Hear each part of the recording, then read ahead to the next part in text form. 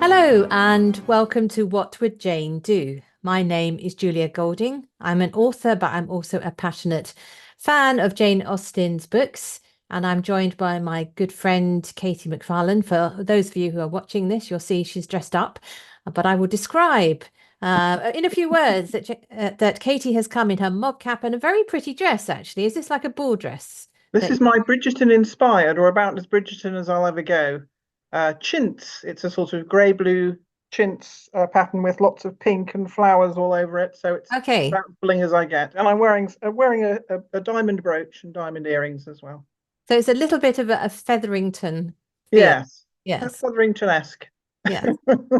And we are going to talk about today what would Jane do about Lady Whistledown, which was really the whole plot of season 3 of Bridgerton.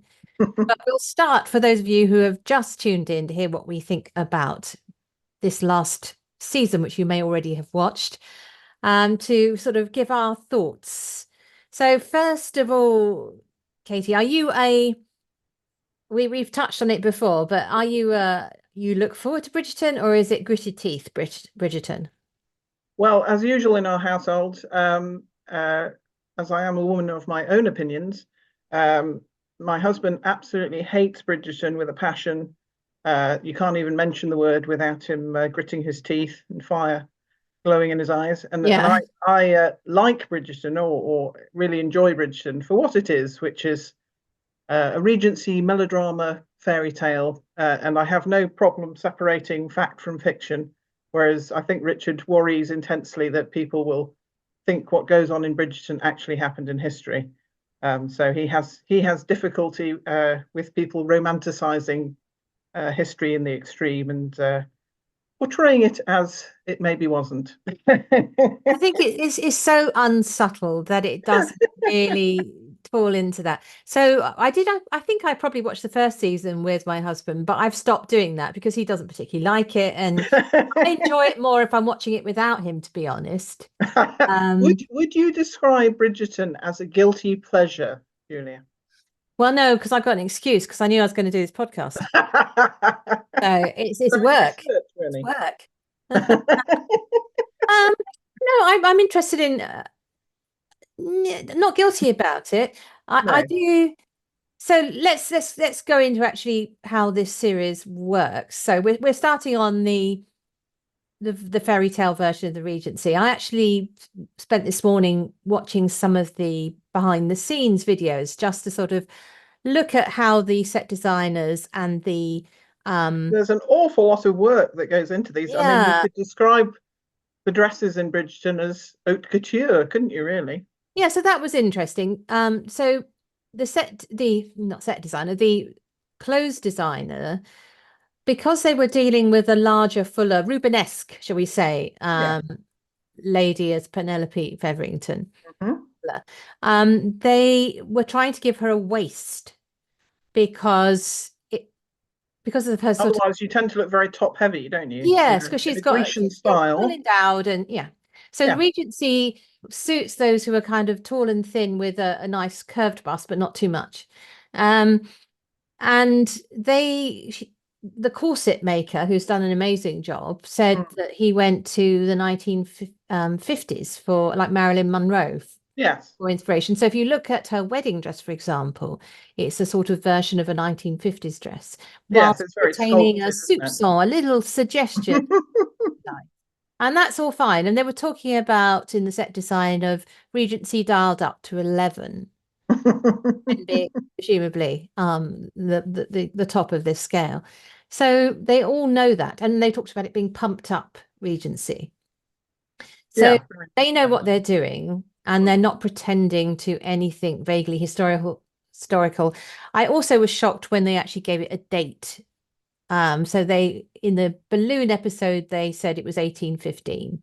Mm. That worried me because I thought, okay, if you're going to root it in 1815, where are your military guys? Yes, exactly. There are very few in Where's the Bridgerton. Battle of Waterloo? So I prefer it when they just float it as vaguely somewhere Yeah, in I think it works best then. And I think they had a bit of an issue in that it was definitely Regency fairy tale in the first series. And then they did the Queen Charlotte series, which by its nature, really had to be a bit more kind of rooted in historical fact a little bit. And then they tried to explain the diversity by saying that it was the great experiment to have darker skinned people being married into the upper classes because Queen Charlotte was herself of that ilk. And I thought it'd be work far better if you just didn't explain, just did it. Yeah, I agree, because that story doesn't quite work because there is a really interesting real story to tell. Yes, absolutely. Um, Truth is always stranger than fiction and far more interesting, usually. yeah, so it kind of, they weren't.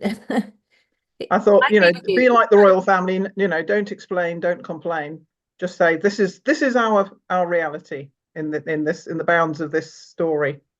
And I really like the fact that they've kept Kate Bridgerton's Indian background, and they Yes, I mean go. that made it a really interesting aspect to it, and that's why I like the film. Was it Bride and Prejudice, where they basically transpose Pride and Prejudice into modern day with an Indian family and the British Darcy. And that works really well, I think, and why indeed Pride and Prejudice as a novel is so popular in India and places like that, because a lot of the themes are still relevant today in a lot of Indian hierarchical systems. And I think it transposed really well. I guess so. We're two white women talking about this, and this Hmm. obviously is the Shondaland production. So maybe it would feel differently. Maybe they felt they had to address this and not just let it go by in the fantasy Yeah, version. I can understand it because it is, to bring back an Indian metaphor, an elephant in the room. Yeah, but at the same time, I think if you go with diverse casting, and I like diverse casting just to make it just more interesting, um, then just don't be apologetic about it. Just say this is what we're doing. yeah. And I don't. I think the range of looks that opens up as well makes it so Oh yeah, interesting, and the different the way the fabrics sit differently on different people, like Lady um Danforth is always just looking so Danbury. Yeah, Danbury, sorry. yeah. No, I love. I mean, that is one of the things that I definitely love about Bridgerton is the just amazing color use of color. It's absolutely like an explosion in a fabric shop in terms of pattern and color. And again, they're totally unashamed about it.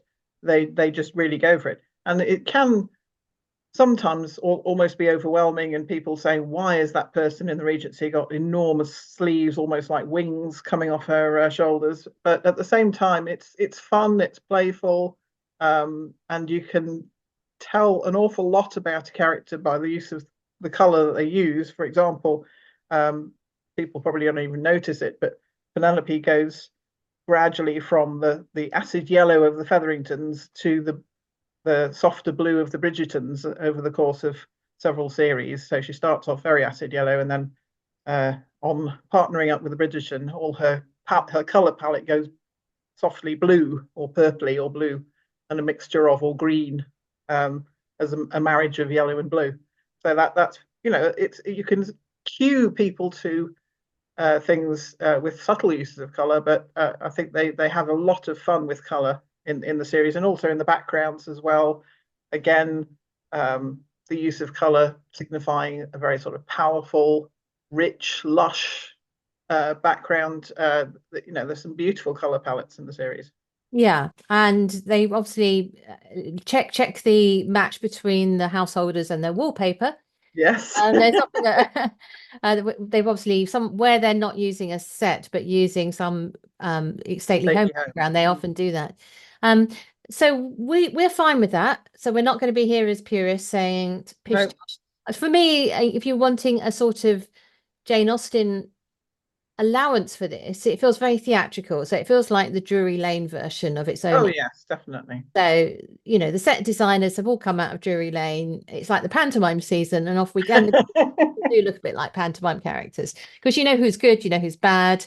Yes. Um, the Queen Charlotte's clothes often verge on pantomime dame, looking with those enormous sort of thing that Ian McKellen loves wearing as Widow Twankey. I do find I know they're playing on a certain theme for her so that she always looks, but she looks like somebody from the 1780s. Yes. I kind of I had a bit enough of that, but anyway, they're going, yeah, fine. It's only a minor point. Yes, I think subtlety is out of the window, and more is more is definitely But the she name is of a it. great actress, you see, because there was a scene when they're playing chess with Lady, Yes, I'm going to get the name wrong again, Danbury, Lady Danbury. Yeah. Danbury and her, and two great actresses playing. And I'm thinking you're being out acted by your clothes. Or even the chess pieces, which were pretty stunning as well. Yeah. Anyway, that's all minor. But let's think about the actual story of Yes, season 3. So I sent you a question in advance saying, do you think the series still has its mojo? I found it interesting because I just sort of took it as it was, as season one, season two.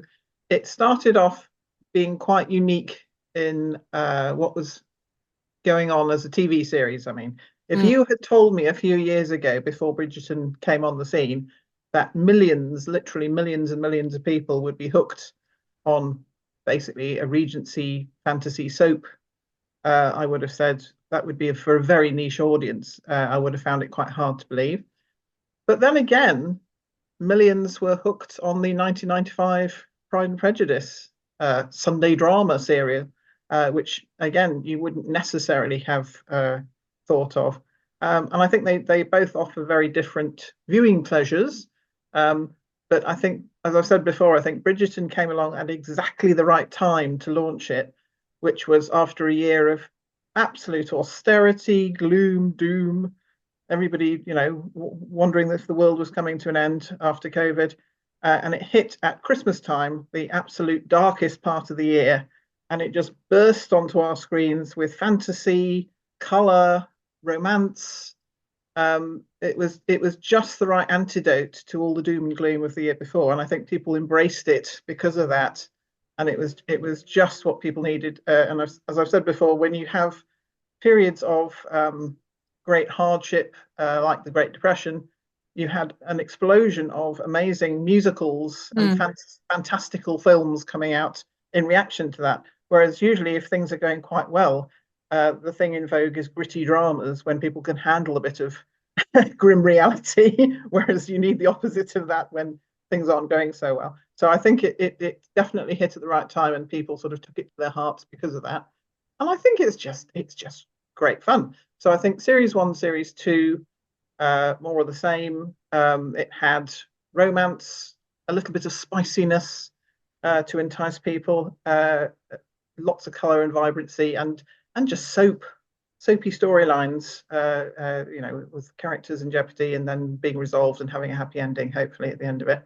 So I think most people like that. It's not demanding. Doesn't require you to think too much. Just requires you to go along for the ride and have a good time. I And I think of Bridgerton as like a high tea experience of Yeah. TV watching, in that a lot of people, when they watch it, they'll snuggle down with maybe some chocolates or an eclair or some comfort food. And it can be a guilty pleasure for some. It's not. I'm not guilty about it for me. I think it's a lot of fun. Um, but it's an excess, isn't it? It's anyone could have a cup of tea and a ham sandwich, but Bridgerton demands, macaroons, eclairs, fondant fancies, and things. And you're going for the luxury of the experience, really, and indulgence. It's very indulgent television. I think that on the level of story, Hmm. season 3 is actually the best one I do, because yeah. season 1 hangs on this intense feeling between the Duke and Daphne, and Hmm. is over his betrayal of her by taking advantage of her ignorance about Yes. how babies are It made. kind of starts out the classic romance trope of enemies to lovers kind of thing. They're Yeah. both indifferent to each other initially, and then they fall in love. And thinking back, it's actually one of the weaker stories, I think. Yes, I think so. It hangs on the fact that they're both incredibly attractive Yes. people. The second one, I didn't enjoy the second season so much because it went really Bollywoody. Yes, I You know what you almost mean. expected them to burst out in a It was Bride the and one thing Prejudice. missing, I thought. Yeah.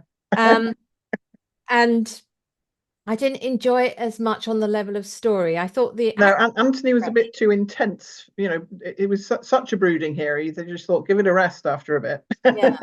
And he was so obviously um yeah, he getting it wrong, wasn't he, Anthony? Yes, yes. So I didn't enjoy that as much, though No, there was plenty of things to enjoy, but it just yes, absolutely. wasn't I just wouldn't necessarily have watched a third season if No, it you just got a bit impatient with the hero, sort of, for Hmm. goodness sake, make up your mind and stop, messing people about. Whereas I think this Whereas this third one was very good. yeah, the third season, it's actually one of the weaker books. Mm, The book does not an awful lot happens in the book, no. to be honest. Um, but the first episode, I remember thinking, yes, it's been well written. It was very funny, Mm, really funny. And I think it's because um Penelope herself has ambition outside of the romance. yes, and that And makes a huge difference, doesn't it? She's not both just a woman passively waiting for somebody to marry, is it? She's got a career, essentially, hasn't she? yeah, and Colin also has ambition. So there's this other Yes. side to them, both having to grow up and realize their ambition. Mm, But it was funny. The mm. Featherington family in season two was actually quite dark. Uh, Yes, it was. dark There was family dynamic. desperation That's in the behind book. the bright colour, wasn't there? Yeah. Whereas in this one, I thought it was like a happy ending Cinderella. It was, wasn't it? Yes, the sisters were very much not ugly sisters, but uh, yeah, melodramatic Well, they're sisters. And silly. They're yes, the pantomimey, aren't silly they? sisters is a better way of putting it. Yeah, because neither of them are ugly. None of the No, cast is ugly. no. Yeah, anyway, I mean, I but quite like that both the sisters have quite supportive husbands who are who also a kind of little bit dim, what they but that's are. fine. They're, they match. Yes, they're all equally silly, but nice as well. They're not sort Yeah. of But I thought that um the way the story was told and the pacing of it, hmm, and there were some very well shot scenes. For example, when Cressida Cowper decides to claim to be Lady Whistledown, is spoilers, folks. yeah, it's intercut with Pen having a panic attack, Yes. Colin going to her side, Anthony and Kate announcing that they're having a baby, and the pressure and the ticking clock, Hmm. and of course Eloise about to sort of spill the beans. Um, the pressure was very well. It was a very well shot piece. It must have been very hard to film that. So I Yeah. thought that for me, season three did get its mojo back, and it was obviously delightful to watch. I mean, I never thought that. What's Nicola's surname? Let me find her, give her full. Coughlin. Is Yeah, it Nicola Coughlin? Buckley. Yeah. She always has been a pretty girl, I but think she's one of the best actresses there, and she's maintained that throughout the three series. And she's yeah, just amazing to watch. She's conveys so much doing very little, and she could have been somewhat of a wallflower because that's her casting. But mm, actually, they did exactly the right thing and made her. I hate the word feisty, but her own woman. She's very determined. She is cast in the role of wallflower, but actually she's anything but. And she uses that status to actually work behind the scenes and be the power, if you like, behind the scenes to her advantage, which I think is very clever as a motif. And is friends with a very intelligent woman as well. So she's anything but a passive character. yeah, And she's working towards independence, really, so that she doesn't necessarily, even when she decides, I've got to marry because my home life is becoming intolerable and I'll end up looking after my mother in her old age. mm. Um, she makes that a conscious choice and she looks for someone who will help her and respect her and maintain her independence, which is great. Yeah. She's doing a Charlotte Lucas there, isn't she? Yes, she is. But She's I being just very wanted to practical. mention that they did do a very good transformation. Uh, Yes, I she's very loved her first lush and dress. beautiful. I And thought that was gorgeous. so, what did you think of the 7 minute or 9 minute sex scene? Well, I know again it's such a cliche. I thought it was tastefully done. I thought it was actually quite nice. I don't like seeing a lot of flesh and heaving bodies because I think sex is such a personal thing, and it's between two people. It's not. I don't see it as a spectator sport really, and it's Shakespeare calls it the beast with two backs, almost signifying it's how clumsy and flopping and thrashing around it is. It's not really necessarily very visually pleasing. It's just sort of you kind of lose yourself in it if you're taking part in it. So I don't really like a lot of flesh all over the place on the screen. So I actually quite like that they were tastefully covered up. And I just thought it worked really well. Actually, I thought it was very intense. What did you think? Yeah, it retained the character moments within it. Hmm.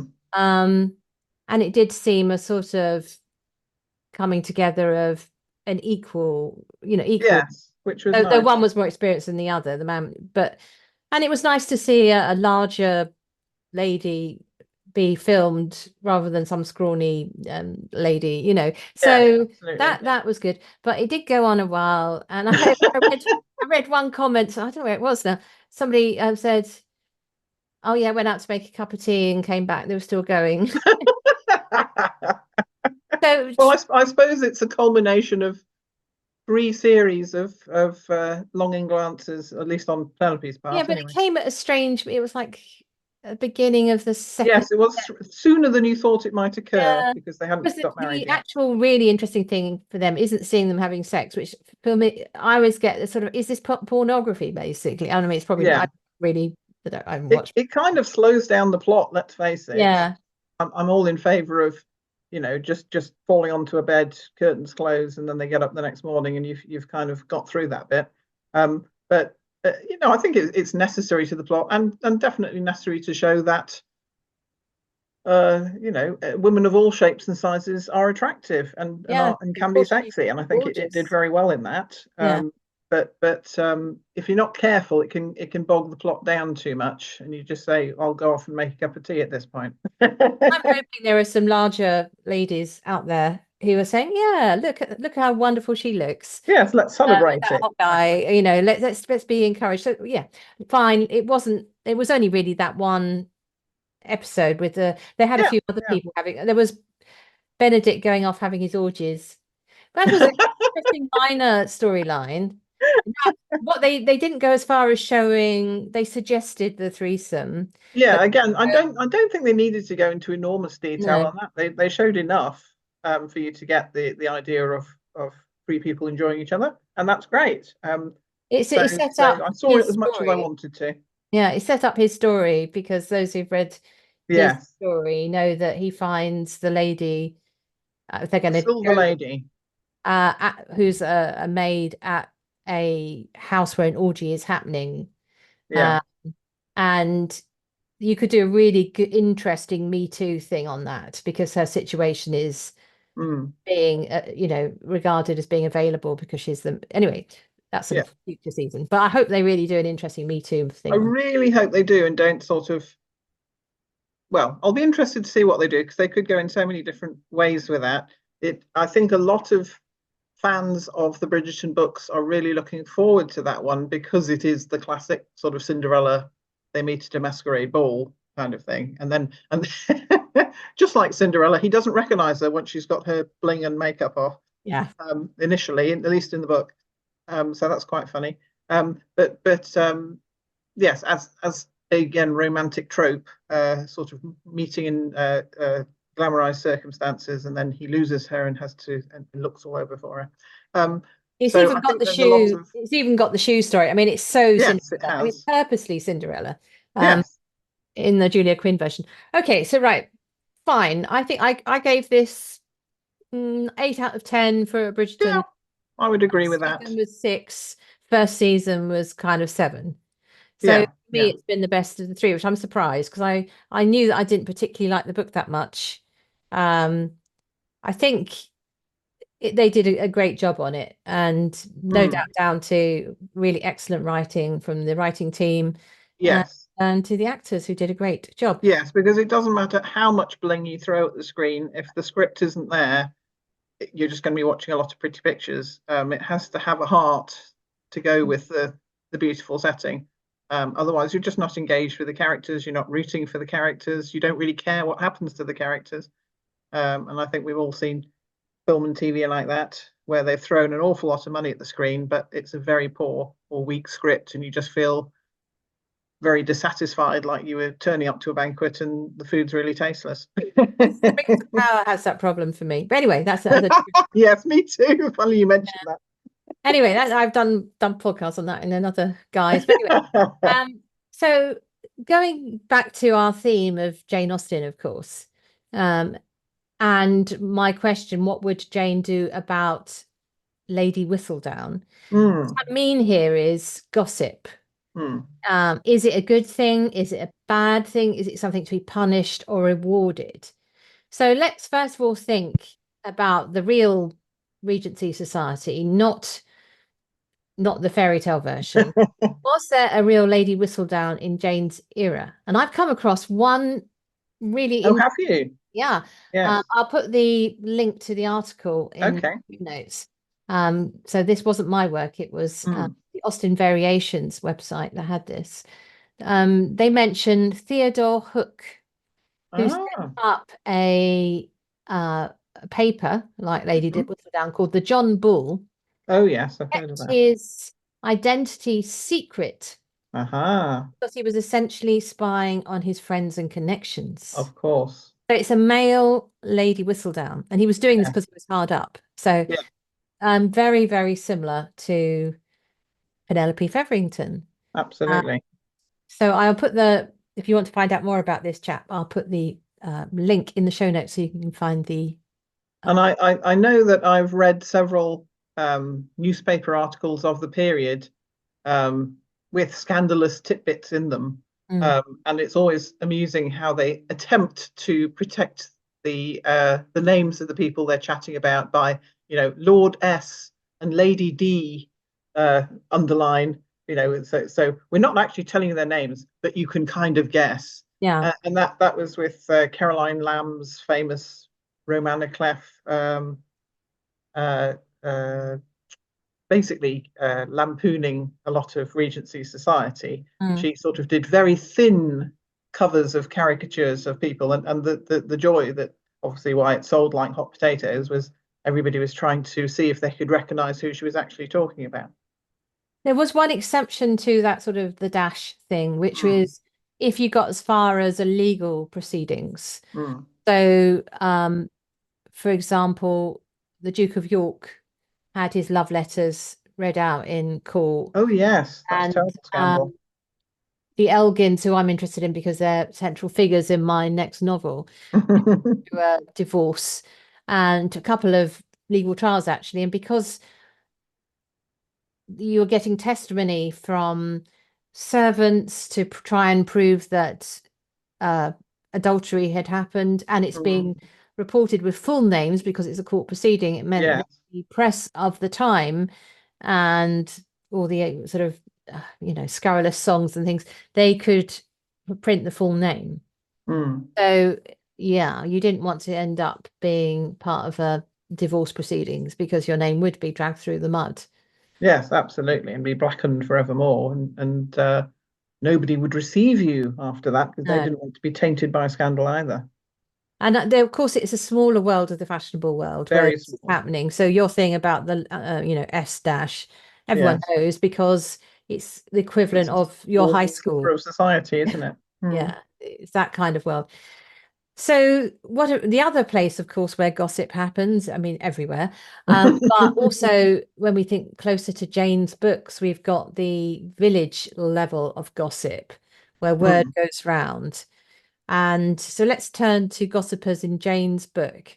Which book do you think is most about gossip?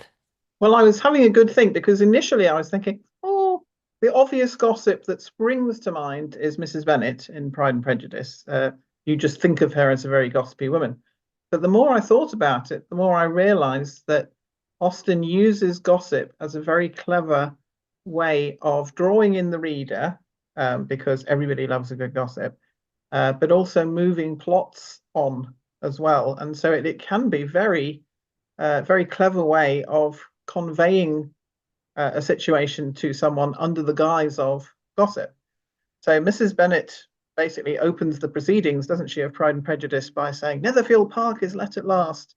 That's lots of gossip with her friends in Meryton. And then Kitty and Lydia go into Meryton frequently to gossip with the officers and gather information and intelligence about the officers, and come back and tell Lizzie Bennet that about Miss King, the odious Miss King, and her fortune, tempting away their bows. And Elizabeth Bennet herself, gossips quite happily with Mr. Wickham about Mr. Darcy, and she gossips with all of her friends about how odious Mr. Darcy is. In terms of what he said about her, she could have kept that quiet, and somebody might have done in shame, but she chose to laugh at it and share his little tidbit with her friends. So it's a really good way of showing what somebody thinks about someone. Gossip can be two things. It can be small talk, so just non-damaging and fairly harmless snippets that you chat about generally at something like a ball or assembly, or it can be quite intimate and serious in terms of you've gathered this information, you're sharing your information with a few close friends, not necessarily for public consumption, but it reflects on, it helps you think about the world around you, how you're going to react to this gossip, and perhaps having this knowledge, it's also power. So somebody with juicy gossip, especially in a very small place like Highbury, Meryton, even Bath, which would be quite a small high-level community, you were probably someone that everybody wanted to invite to a party to hear the latest on dit, as they called it. Yes, on dit. Yeah, on dit. for the French. Yeah, so I think that the prejudice part of Pride and Prejudice is often conveyed in gossip. But I think there are two books I can think of where gossip is absolutely key to the unfolding of the plot. So the first one is Northanger Abbey. Of course, yes. Where Catherine Morland is invited to Northanger Abbey because the general has heard that she's an heiress. Yes, John Thorpe is the most indiscreet gossip, and is trying to elevate his own position by gossiping about Catherine Morland and sort of getting in with General Tilney by saying, "Oh, I know about this woman. Here's what I've got to tell you." And it's interesting that he both raises Catherine initially, and then he's the one that lowers her again by saying, "Oh, actually, you know that gossip I told you a few weeks ago? Actually, I was wrong. She's actually got no fortune at all." And General Tilney again drops her like a hot coal and treats her very badly. Well, he does more than that. He boots her out. He boots her out. Yeah. And so basically, if you think about it, she's what, 19? I mean, she's very young. Quite young. If you had a house guest, even today, yes, and you just put them on the train and said, "Go home." I mean, I don't think you would be looked at favorably. No, it was absolutely shocking. Anybody. And shocking. And her beau was and his sister were clearly incredibly pained by this, because it was absolutely, you were basically not just kicking your guest out, you were putting her in jeopardy by sending her alone with no money, I don't think, on the stage in the middle of the night. So she was incredibly vulnerable as a young woman without a maid or anything. So the other book where it struck me that was all about gossip is of course Emma, where gossip is actually discussed as Emma talks about liking gossip, and but also the men gossip there as well. Oh yeah, gossip. I mean, it's not just a female thing. No. We saw John Thorpe, of course. But one of the interesting ways it's used in Emma is Miss Bates, who is like this sort of tap of just every thought that goes through her head, she speaks. But within her sort of downloading of everything are little snippets of what's really going on. Yes, and that's what's so interesting, because people don't pay attention to Miss Bates, but actually if you were to listen to her flow of information, in and amongst that flow of information are some truths or some clues as to what's actually going on. Yeah. And of course the Jane Fairfax secret engagement is all to avoid gossip. Yes. So I think Emma is very frustrated with Jane because Jane doesn't disclose very much at all. Yeah. And Emma likes to gossip.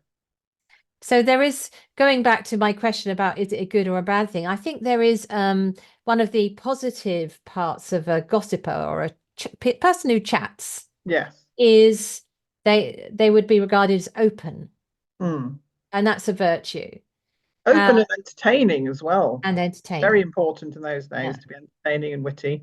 The negative side of it, of course, is those who use it to skewer and to misrepresent. So the John Thorpe or any catty Mm. remarks. I think Emma makes a sort of cat. Well, it's not really gossip. That's just a No, I mean, at worst, it's slander, isn't it? It's yeah. actually very damaging to somebody's reputation, which in some cases was all they had. And once your reputation was lost as a woman, you could find yourself in deep trouble in society.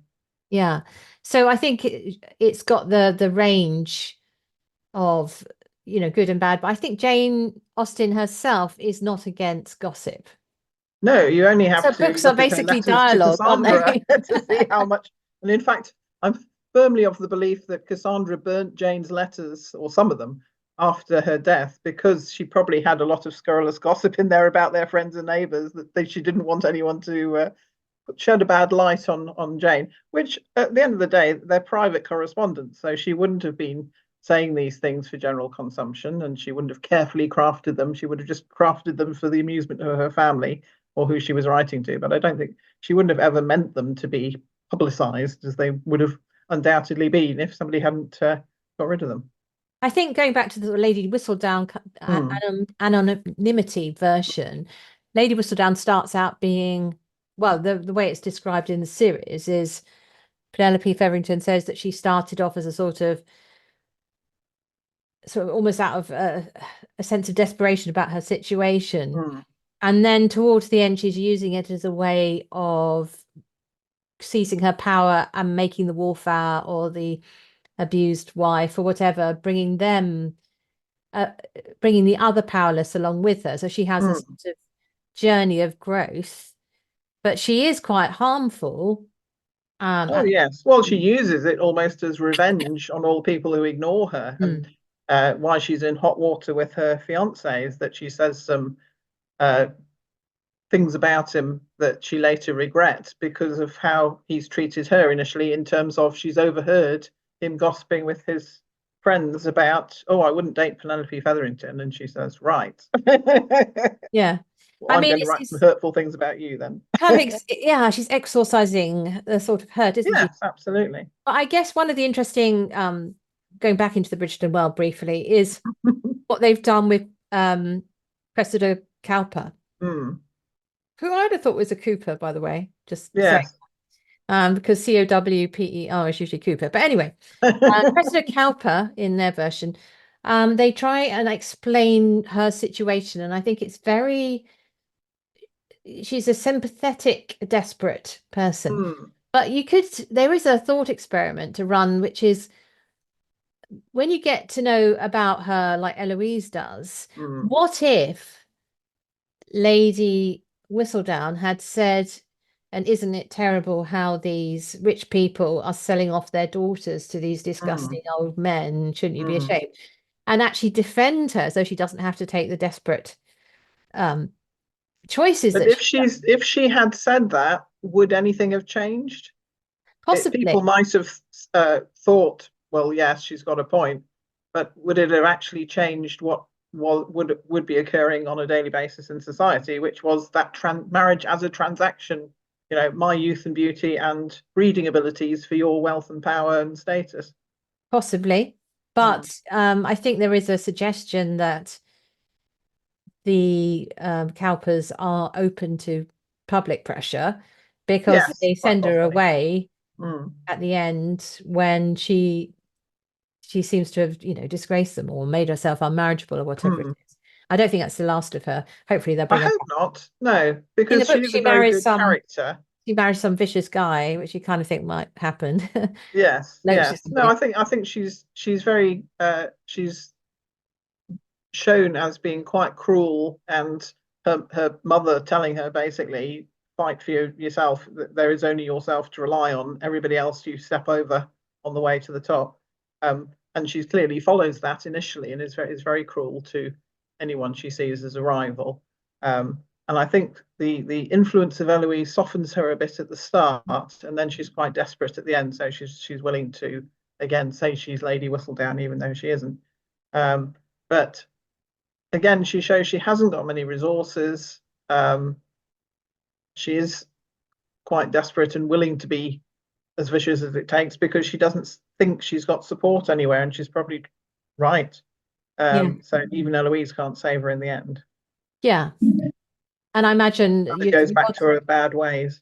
yeah, and I think the father, the parents don't, is not a love match. So the mother is also, I mean, that's where we're actually heading into something that's actually fairly realistic. Yes, I Other, think because mostly it's just lovely people being, yes, pretty um, people with pretty problems. yeah. And she's also obviously also beautiful, but the mother Yes, said, "Oh, he would also send me away." I mean, there is the masculine power in that situation is yes, absolutely, very much so. yeah. So anyway, sorry, I back to Esther Mm. Cowper could be hopefully get some more good storylines. I don't think she ends very happily in the books, but Oh she dear. has her own bitter marriage, which I think she's able Mm. to, maybe she gets some joy of, maybe she'll be a future Lady Danbury or something. Yes, or marry Um, someone who goes off collecting plants for years, like yeah. that law that Penelope nearly had. But I was just thinking as well, one novel I hadn't thought about that had gossip in it is, of course, Persuasion. Mm. Persuasion's got it's got delicious gossip, according to Mrs. Smith, Anne Elliot's best friend. So it's got two very plot-driven gossip sections. One where Anne Elliot is told gossip that totally changes her mind about her cousin Elliot. Mm. And the Mrs. Smith tells her that, inquires first, are you going to marry this person? And Anne says, no, no, uh, no intention of. And Mrs. Smith, oh, thank goodness, because her nurse intelligentsia, who's been sent out and is her window on the world, because Mrs. Smith is bedbound practically. So she has an intelligence network in Bath that feeds gossip back to her, and she, that's a little bit of power that she has. So she tells Anne, well, gossip is that you're going to marry your cousin, but actually, he's been seen, sniffing around Mrs. Clay and trying to stop her marrying your father. So Anne is suddenly sort of taken aback by that. And then the next really good plot-driven bit of gossip is Admiral Croft is told Oh that yeah. Anne is going to marry her cousin and says through his brother-in-law, please tell Anne that we will leave Kellynch Hall if she's about to get married. And of course, that's a wonderful plot device because you then have characters having to declare how they really feel, or actually correct someone's misapprehension through gossip, and in doing so declare how they feel and says, "No, I'm not marrying my cousin." And that's a lovely about face of him feeling right, all is lost. She's going to marry someone. I might as well give up. And Anne saying, no, don't give up. In so many words, that's not how I feel about him at all. And he's suddenly thinking, oh, maybe there's hope then after all. That's lovely. I love that little bit of gossip actually driving people to declare how they feel or try and correct misapprehensions.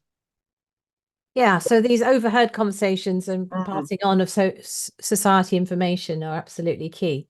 mm. So let's exchange some gossip now about any Jane news that we might have to share.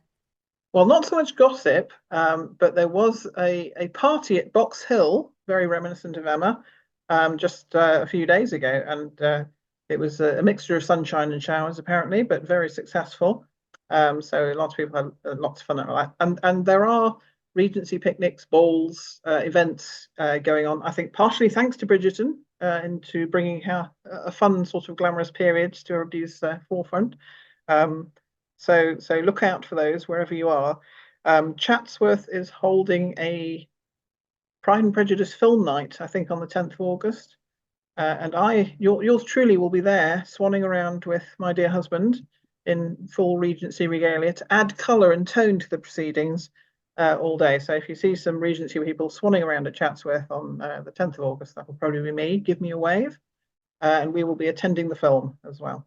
And then, of course, the Jane Austen Festival Friends newsletter is out, beautifully designed, very easy to follow. Lots and lots of talks going on. not least, dear readers, one of which is mine, my talk on women in Wellington's army on Sunday in a camp full of soldiers, hopefully. Oh, the red And then coats. swiftly followed by Richard Macfarlane talking about Pistols at Dawn, a free talk on dueling. So to sort out the Bridgerton myth from the Regency reality, if you ever wanted to write about dueling, come along and listen to Richard Macfarlane tell you what's what. Yeah, I keep coming across young men who die dueling in my Mm, research at the moment. It's quite a bit like knife crime. Yeah, it's yes, definitely got its. it is like knife crime in that it was seemed to be idiotic in terms of some of these duels were about absolutely nothing other Nothing. than male posturing. And I say that having read quite a few accounts of it. And it was a bit like how fights start in Romeo and Juliet, in that you start off just thumbing your nose at people, and then of course it escalates, and you can't back down because you're stupid male pride. Yeah. Say male pride, women have pride too, but you know what I mean. It's lots of posturing going on, and some people just deliberately went around aggressively instigating duels, just to add to their prestige, I suppose. In fact, some one chap in the army was so notorious for it. He was basically given a telling off for causing so many duels. And of course, if you were involved in a duel, it was supposed to be utterly secret and private and an affair of honor. But if you killed someone or definitely injured someone, you were supposed to leave the country. So it could have enormous consequences for the instigator as well as the person harmed. So it was a very serious thing. And of course, in Bath, they've got the so-called dueling grounds, where apparently duels took place. But as you can imagine, if you actually had somewhere called the dueling grounds, nobody would, in their right minds, would fight a duel on those because it was supposed to be secret. You wouldn't just turn up on a Sunday morning. Oh, let's have a duel. Um, but it was one of those strange things that I'm quite glad has fallen out of fashion. Yeah. Yeah. It has been highly romanticized over the years, as you can So, very small bit of news on my own front is for those of imagine. you who started reading my Regency puzzle thrillers, the Persephone Code has been out for a while, but the second part in the series, called the Elgin Conspiracy, Mhm. is out on the 24th of October, and you can Quick pre-order it work. now. That's good. Yeah, it's got a nice cover. And Good. yeah, so it's, as you can imagine, about the Elgins, but also about the Parthenon marbles and this era of collecting Yeah. national treasures, like we're going into the Louvre because Napoleon was quite keen in hoovering up things from around Europe, and it kind of set it. Yeah. Still controversial to this day. No, hoovering is the wrong word, but I'm talking no pre-Hoover, Collecting, but collecting at a great collecting, rate. collecting. Yeah. Collecting like Michael Jackson. Yeah. So anyway, that's what's happening with me. So thanks very much, Kate, and I look Pleasure. forward to speaking to you again when we have another thing that we might think Jane Austen would have a view on. But for the moment, we have put Lady Whistledown to bed, and so, dear reader, it is time to say goodbye. Goodbye, gentle readers, and keep gossiping.